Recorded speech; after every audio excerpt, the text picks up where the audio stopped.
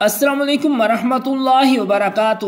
ناظرین کرام، بہت سارے لوگ سوال کرتے ہیں کہ درود پاک کون سا پڑھنا چاہیے۔ بہت سارے درود پاک ہیں جو لوگ پڑھتے ہیں، ان میں سے سب سے افضل درود پاک کون سا ہے؟ اور اسی طرح درود پاک ہے اللہم صلی علی محمد وعلی آل محمد کما صلیت۔ اس میں اللہم صلی علی محمد پڑھنا ہے یا پھر محمد پڑھنا ہے، اور اسی طرح وعلی آل محمد کما صلیت، اس کو محمد پڑھنا ہے یا پھر محمد پڑھنا ہے، کیونکہ بہت سارے لوگوں کو معلوم نہیں ہے کہ صحیح کیا ہے۔ تو سب سے پہلے یہ جان لیجئے کہ سب سے افضل درود پاک کون سا ہے۔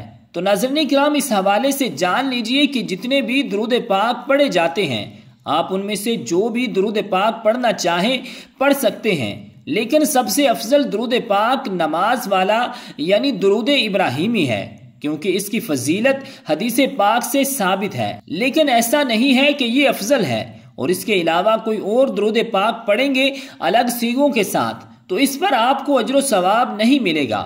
تو ایسا بالکل بھی نہیں ہے، بلکہ علماء کرام فرماتے ہیں کہ الگ الگ سیغوں کے ساتھ ہمیں درود پاک پڑھنا چاہیے۔ اور اسی طرح سب سے چھوٹا درود پاک صلی اللہ علیہ وآلہ وسلم ہے، اور یہ مختصر درود پاک پڑھنا بھی جائز ہے۔ اور جو درود ابراہیمی ہے اللہم صلی علی محمد وعلی آل محمد کما صلیت، اس میں اللہم صلی علی محمد پڑھیں گے یا پھر محمد پڑھیں گے، اور اسی طرح جو آگے ہے وعلی آل محمد کما صلیت، اس کو محمد پڑھیں گے یا پھر محمد پڑھیں گے۔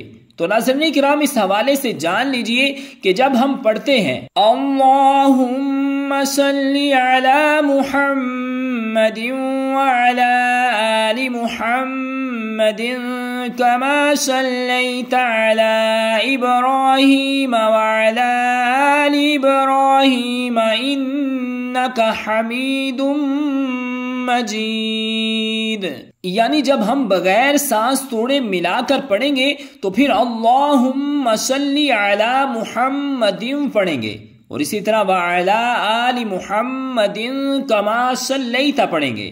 لیکن اگر آپ رکتے ہیں یعنی سانس توڑتے ہیں تو پھر اس طرح پڑھیں گے اللہم صلی علی محمد وعلی آل محمد کما صلیت علی ابراہیم وعلی آل ابراہیم انک حمید مجید، اللہم بارک علی محمد وعلی آل محمد کما بارکت علی ابراہیم وعلی آل ابراہیم انک حمید مجید۔